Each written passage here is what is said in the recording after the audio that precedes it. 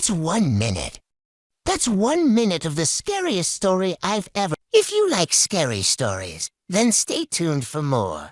Now, where were we? Oh yeah, the farm no one talks about. They say curiosity killed the cat, but satisfaction brought it back.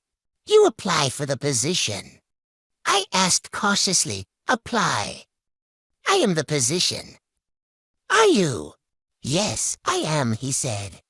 Meet me at the Long Creek Crossroads, Harrison, Arkansas, July 2017. Be alone. He didn't smile, didn't speak, didn't move. He just studied me for a long moment before finally speaking. His voice like gravel grinding on metal. You are late. I stammered. Sorry, I got lost. Oh, where's the bathroom? Follow me. He turned and walked toward a dilapidated barn. As I followed him, I couldn't help but notice that his shoes were caked in mud, yet his socks were clean. I wanted to run, to get as far away from that barn and those pigs as possible. But my feet felt rooted to the ground. I was frozen in place, caught between the urge to flee and the morbid curiosity that kept me rooted to the spot. His pants were dirty, yet his shirt was pristine. It was like he was wearing two different sets of clothes. It was weird. I don't know how long I stood there, paralyzed by fear and morbid fascination. But eventually, the realization that I was in mortal danger jolted me back to reality. I didn't want to stick around to find out what those creatures in the shadows were. I wanted to get away while I still could. Panting and bruised, I stumbled out of the woods onto a dirt road. I had run away from a nightmare only to find myself in one. This is my story, the one I never should have answered that ad. The farm no one talks about. I hope you liked it. If you did, please share it with your friends. See you next time. I looked back at the forest, my heart still pounding in my chest. I never wanted to go back there. The pig turned and slowly ambled away, its red eyes fading into its head. I watched it go, my body still trembling. In the dim light, I had seen a shape in the corner of the pen, something hunched and dark. At first, I thought it was just a pile of rags or maybe an old tire.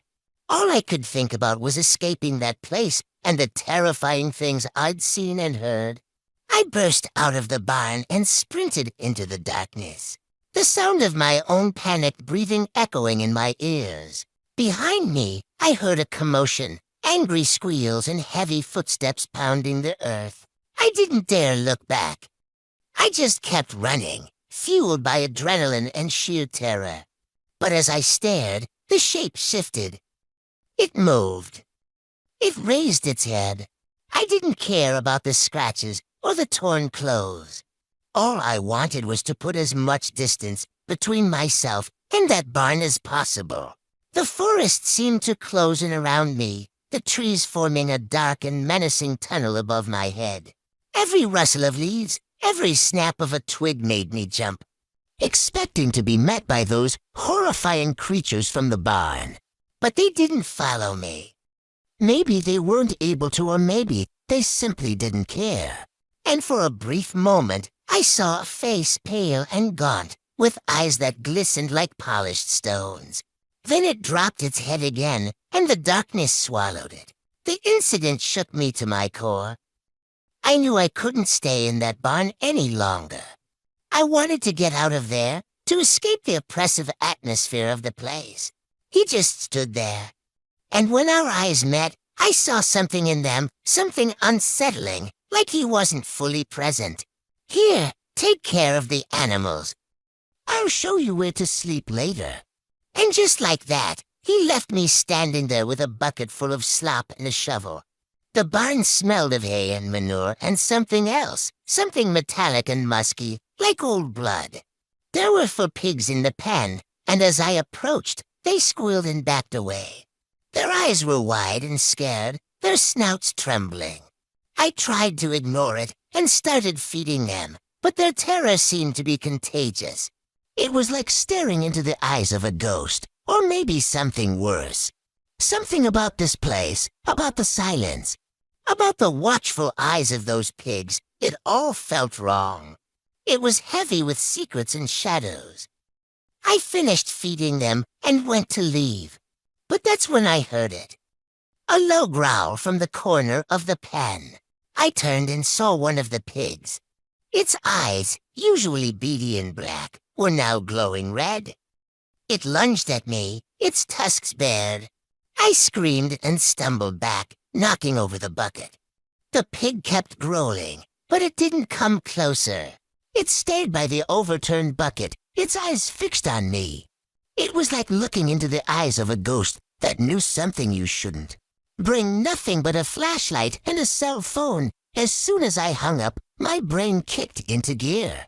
I tried to convince myself to run, to hide, to escape, to pretend I never got that call. But there was a tiny voice inside me that whispered, "Do it, Ryan. Do it." And that's when I knew I had already made up my mind. I was going to that farm. That's why I'm telling this story today. After all these years, after all the nightmares, I need to tell someone. Maybe you can help. It all started when I saw that ad. I was desperate. I needed money. Badly. The sky was filled with stars and fireflies, and the only other light came from the occasional house with windows glowing like open sores. Finally, the GPS gave up. I followed the last set of directions and drove up to an old wooden gate. I rolled down my window and called out, "Hello, is anybody here?" Silence. The trees around me swayed gently in the non-existent breeze. Then I heard footsteps. I rolled up my window and locked my doors before turning off my truck's engine. I had no prospects, no plan, no pride. Nothing but a beat-up pickup, a mountain of debt, and a tank of gas. When I read the ad, my gut screamed at me, "Run!" But my mind shouted back, "You don't have anywhere to go. You're broke. You're desperate. What choice do you have? Night watch, no experience needed. Cash only, remote location. I know it sounds dumb. Who hires someone with no experience for a night watch position? And who offers cash only? And what's a remote location? I think you get the picture. My thought process at the time was broken. I jumped at shadows and winced at sudden noises. But if you really want something, you have to stop caring about what others think. So I called the number in the ad. The voice on the other end sounded like gravel-gargling engine oil. My phone's GPS led me down dirt roads that somehow appeared and disappeared from the map. A moment later, the gate creaked open. Standing in front of me was a tall, gaunt man with sun-bleached hair and skin so white it almost glowed. He didn't ask me for identification or anything. We reached the barn and he stopped. Meanwhile, I couldn't shake this feeling of unease. Fear pulsed through me, making my heart pound against my ribs. Then, as suddenly as it started, the growl stopped. But as I turned to leave, I saw something that made me freeze again. It felt like my nightmare had materialized right before me. So I ran. I didn't stop to grab my things. I didn't bother to lock the door. I crashed through the underbrush, branches and leaves whipping at my face and clothes. After what felt like hours, the sound of pursuit faded away. And that's when I realized how truly alone I was. Night 7, 3:03 a.m. The voice is back. My name, whispered directly into my ear. Though my head was pounding and the room was still, I knew what had to be done. We thought it would be fun. We thought it would get us more customers. The corn rustled around us as if whispering secrets only the wind could hear. We made a fire, built a barrier between us and whatever lay in the darkness beyond its flickering light. Someone brought a guitar. We sang songs until our voices were hoarse and the night was filled with laughter. But as the fire died down, so did our spirits. Fear began to creep in, coiling around our hearts like a snake. Little did we know there was something sinister hiding in these fields. Night 1. We set up our tents on a slight hill. So I got up out of bed, put on my boots, and walked out into the night. My friends and I were staying in the middle of a corn maze for 5 nights to promote our escape room company. But let's start from the beginning. Heavy drops of rain began to fall, drumming on the tent and amplifying the sounds of the night. Thunder rumbled in the distance, mirroring the turmoil in my stomach. The air changed. It was heavy, pressed against my chest like a weight I couldn't see. That's when I saw it. A silhouette, tall, still. It was real. I felt it in the marrow of my bones. A whisper, barely audible, yet distinct. "Ethan, my name." It came from the corn. From so close. "Who's there?" I called out into the darkness. But the voice cut through my rational thoughts like a shard of glass. The path ahead was gone, lost to the sea of rustling stalks. Panic threatened to consume me. My flashlight beam danced wildly, searching for a way out, a sign of life, anything to break the suffocating silence. My voice echoed in the confined space, swallowed by the rustling leaves. There was no reply, only the sound of my own breathing, amplified in the stillness. Adrenaline surged through my veins, quickening my steps as I moved toward the sound. It seemed to rise from the very earth beneath my feet. But I couldn't move, couldn't bring myself to step forward. My limbs came back to me, and I took a shaky step forward. The sky was awash with the soft hues of dawn, a stark contrast to the terror of the night. One by one, I moved past the parted cornstalks, each rustle of leaves sounding like a warning. But I was alone. And sometimes in the dead of night, when the wind is just right, I swear I can hear them calling my name. I never looked back, never wanted to see the sunrise on that field again. If you like this scary story, please hit the like button for more terrifying tales. Thanks for watching. Slowly, ever so slowly, the cornstalks parted, revealing a shape in the darkness beyond. The growl intensified, echoing my own primal fear. My hand froze in mid-air. The growl rumbled again, closer this time, vibrating in my chest. The cornstalks seemed to loom over me, their rustling leaves forming a chorus of unease. Then a voice? Maybe it was the exit, a way to escape the clutches of the whispering corn. "Ethan, my name." Spoken in a whisper that didn't come through the speaker. It came through the air itself. The corn rustled softly, as if conspiring in hushed tones. Silence descended once more, heavy and thick, broken only by the pounding of my heart. I looked outside. The ground seemed to whisper under my feet. Each step was a crunch of gravel and leaves. Was it a trick of the light, a branch, a bird? The corn swayed gently in the breeze, just inside the corn of the west field. Too tall to be human. Too stiff to be alive. At first, I told myself it was a scarecrow. But every night it moved. Just a little closer. Let's just get some sleep before we scare ourselves to death. Static at first.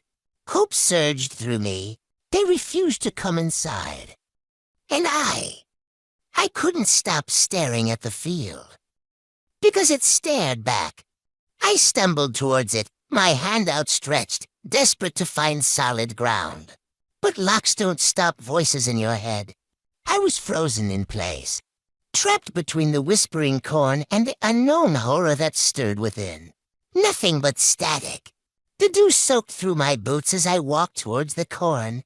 The moonlight struggled to penetrate the dense rows of corn, casting elongated shadows that danced and twisted around me, hiding whatever secrets it held close. It was a drum solo in the orchestra of the night, a rhythm of fear echoing the pounding of my blood in my ears. The air grew colder, sending goosebumps erupting across my skin. The warmth of the night before evaporated. leaving behind a chilling dampness that seeped into my bones. Or was it something more sinister watching me from the darkness? I needed proof. Whatever was out there, I wanted to see it. The dogs whined. "This place gives me the willies," Danny said, his face pale in the firelight. "This place is giving me bad vibes." "Let's just go."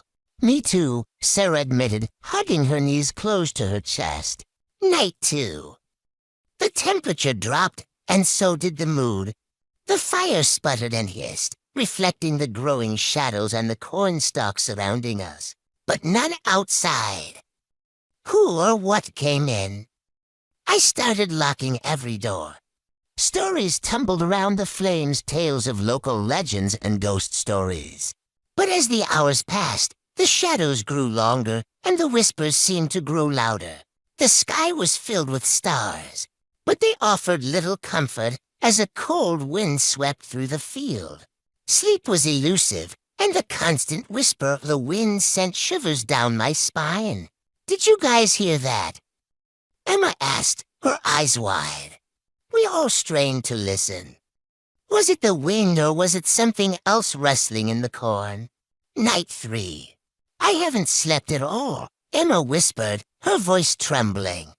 "And I keep hearing footsteps outside the tent, like someone or something is walking around us." Night 4. The clouds rolled in, casting an eerie glow over the landscape. "We should pack up," Danny said, his usual bravado replaced by a nervous energy. Night 5.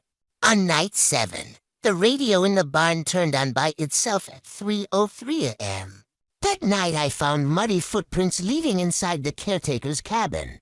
I got dressed, grabbed a baseball bat, and headed to the barn. I turned the radio dial. Carefully, I opened the side door and stepped out into the field. As I ventured deeper into the maze, I could feel my heart pounding in my chest. And then I heard it again. The voice called out again, and this time I knew I had to respond. I tried to remain calm, telling myself it was all in my head. As I reached the center of the maze, the corn seemed to close in around me, forming a wall of green on all sides. And then I saw it, a small gap in the cornstalks, barely noticeable in the darkness. But as I reached for the opening, a new sound pierced the night, a low growl, guttural and menacing. Terror tightened its grip around my heart, squeezing the breath from my lungs. I wanted to scream, to run, but my body wouldn't obey. Then, just as suddenly as it began, the growl ceased. I stood there for what felt like hours, the opening in the corn taunting me with its promise of escape. Then, as if a switch had been flipped, the terror lifted. As I emerged from the maze, the first rays of sunlight were filtering through the trees. I stumbled out into the open field, my gaze frantically searching for help, for anyone who could understand the horror I had just endured. In the distance, the corn rustled faintly as if whispering their secrets to the wind. From that day on, I carry the whispers with me, a constant reminder of the terror that lurks in the rustling leaves. The question is, do you believe me? Have you ever experienced something similar? Share your story in the comments below. Day 9. Oh, well, here we go again. No memory of last night at all. The only thing I remember is that I went to bed, and now I'm here. Like somebody had dug their nails into his skin, except they look old. They're not bleeding. It's weird. I can't get a red on them. I do remember having these strange dreams, though. Dreams or memories. It's impossible to tell these days. It wasn't there the day before. I knew I had to go west. I had to get to the creek, and then I heard it. You belong to the earth now. At first, it was just a voice in my head. I can feel it watching us, waiting for us to make a mistake. I'm going to the field to find out what happened, to find out what's out there. I haven't told Billy yet. It's like a wall, like an army, like something that's alive. And I'm walking right into it. I can feel the eyes of the stalks boring into my skin. And then I saw more footprints. Big, deep gouges in the mud like something heavy dragged itself to the creek. Something crossed over and went into the woods. Whatever it is, it's still out there. It's watching us. It's waiting. I can hear the whispers coming from inside my head. I don't want to remember, but I have to. It let me escape, but only so I could lead it to more prey. I needed to know how far behind it was, how much time I had left. And that's when I saw it. It was almost on top of me. I could feel its presence drill into my mind. I could feel its thoughts wrap around me. I couldn't scream. I couldn't move. I was frozen in fear while it kept coming. It was massive. I tried to call out for Billy, but no sound came out. All the corn in the west field had turned black. It was dead. It had sucked all the color out of the world. It had sucked all the joy out of the world. And I knew then that we were doomed. I knew then that we were next. I tried to sit up, but my body wouldn't move. It was like I'd been paralyzed with fear. It took me a few minutes to realize that I was covered in bruises. They were everywhere, red welts all over my arms, my legs, my chest. I had no idea how they'd gotten there. I didn't remember being hurt. I didn't remember being touched. I mean, it was huge, 7 feet tall, ash gray, wrong. Its limbs were wrong, bent at impossible angles. Its skin was wet and pulsating, like it was alive, like it was breathing. And it wasn't just breathing.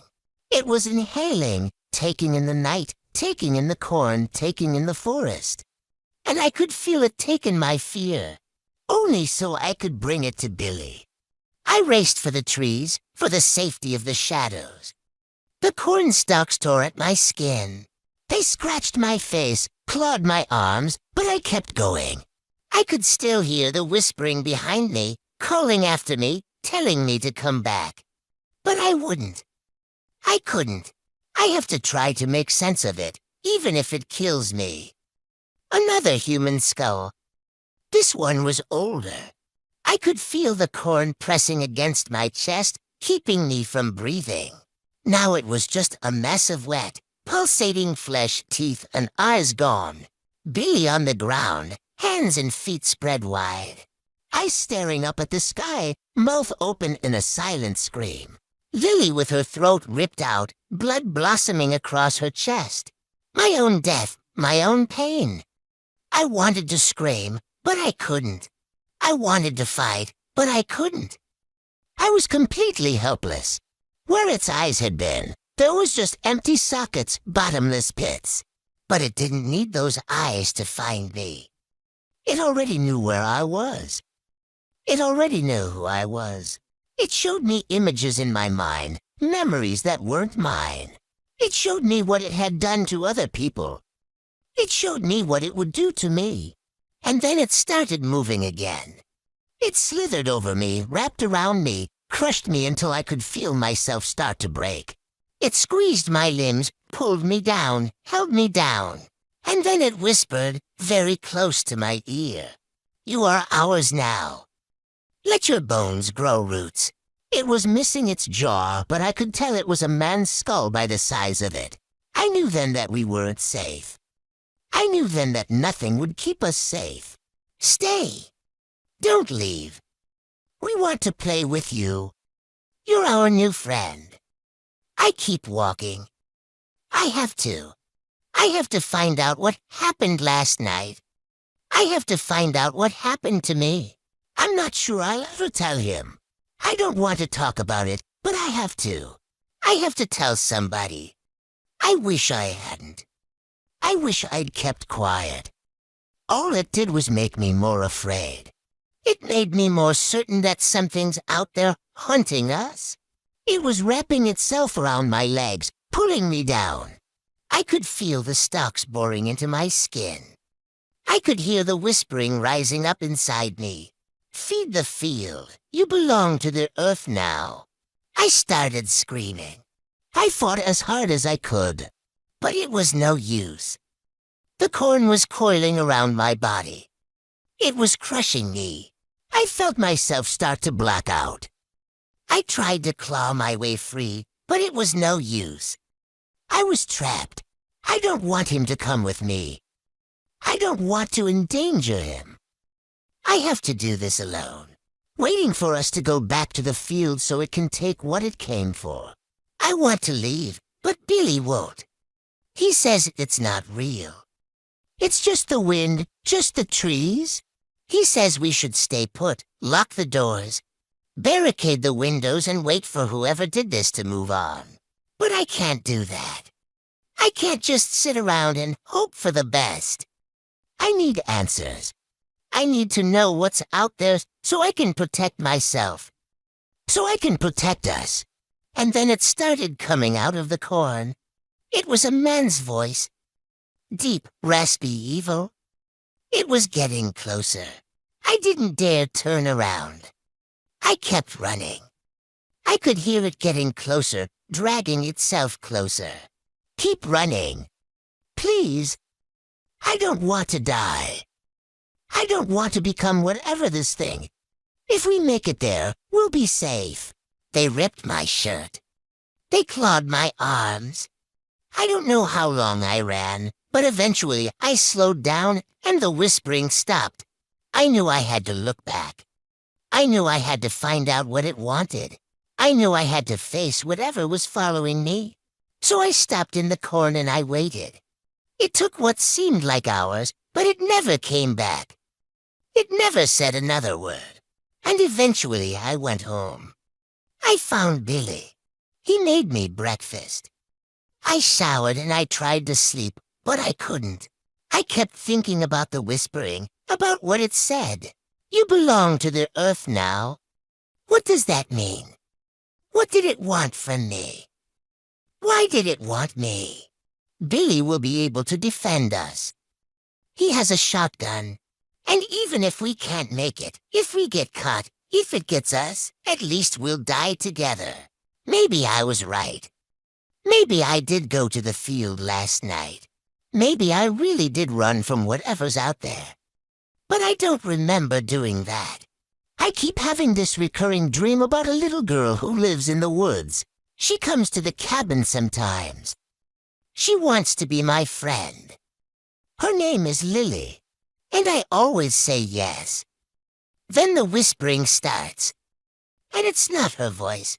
She doesn't whisper. It's something else trying to communicate with me. Something evil. I wake up sweating. I am standing in the corn right now. It's the first time I've been out since the sun rose yesterday morning. I can't see any light at all. My eyes are struggling to adjust to the darkness. I know what it looks like outside because I've been here too many times. We have a huge field to the west. It's probably about a quarter-mile wide. I'm guessing that's where we're going today. To the east, we have the creek, which is good news. To the south is the woods, and to the north is our cabin. That's where I saw Billy this morning when I walked out. He was making breakfast, and he looked at me kind of funny. But when I asked him if I had been out in the field last night, he said no, that I had stayed in the cabin. So I don't know, one of us is lying. Maybe we both are. It's hard to keep track sometimes. I also noticed some new scratches on the back of his hand that weren't there before. But this morning, something felt different. When I went outside, it was dark and I started freaking out because I thought we were being attacked, that we were being hunted. I still think that, but I don't know why. It feels like déjà vu, but worse. Like I already know what happened. But I don't. I don't know anything. I never know anything anymore. And that's when I saw the corn. It's everywhere now. It must have spread across the entire field overnight. What I do remember is the whispers. I remember standing in the corn and hearing something moving behind me. It wasn't walking. It was dragging itself along the ground. and then the branches started tearing at my clothes. All I know is that we can't stay here, so that's why I'm going back. It's going to be a rough day. The corn is everywhere now. I found a lot of blood today. I found 3 deer carcasses in the field today. They were torn apart.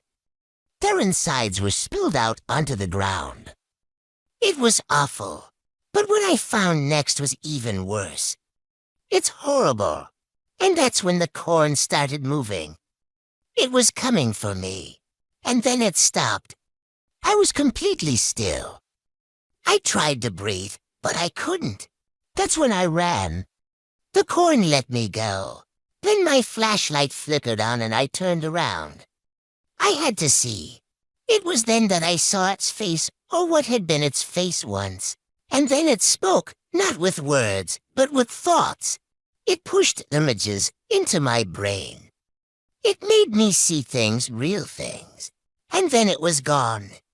It vanished into the corn, taking my fear with it. It took everything from me. I woke up on the cabin floor. I was trembling. My whole body hurt. I couldn't move. I couldn't speak. When I finally got up, I went to the window and I looked out at the cornfield. The field wants blood. Night 1, I should have left. Night 2, the corn began to bleed. Night 3, I heard whispers in the wind. Night 4, I saw a face in the stalks. Night 5, the ground breathed. Night 6, I counted 27 faces staring at me from the cornfield. Night 10, I touched the watcher. And tonight is night 13. The air froze. The cabin door opened on its own. Night 7, the air grew cold. Night 8, I tried to run. Night 9, the corn pulled me closer. Night 11, it whispered my name. All I can think about is the corn, the watcher, the faces in the stalks. 27, I replied, my voice hoarse from disuse. He just sighed and poured another cup of coffee. How many? He asked. I counted 27 faces. The sheriff nodded, his gaze distant. I could feel the watcher's presence like a physical weight pressing down on us. I spun around, my eyes searching the room, but there was nothing there. Only the shadows cast by the trees outside, swaying slightly in the wind. It's May, he whispered, his voice tight. My gaze fell on the calendar hanging on the wall.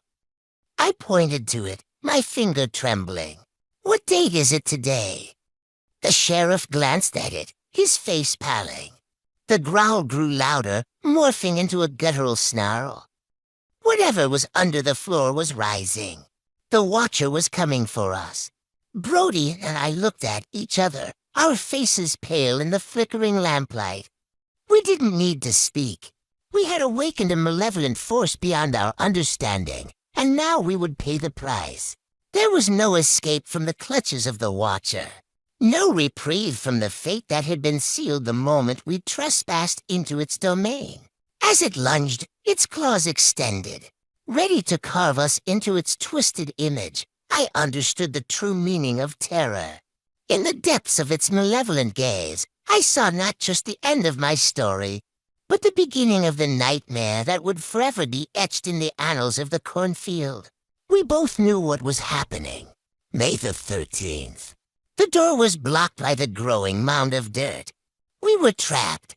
With a final earth-shattering roar, the creature emerged, its eyes glowing red in the gloom.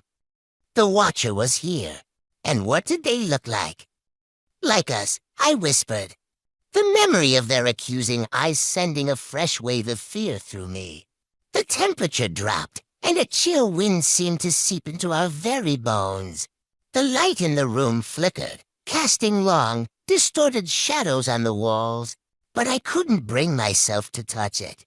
Instead, I stared at its razor-sharp blade, imagining it reaping its way through flesh and bone.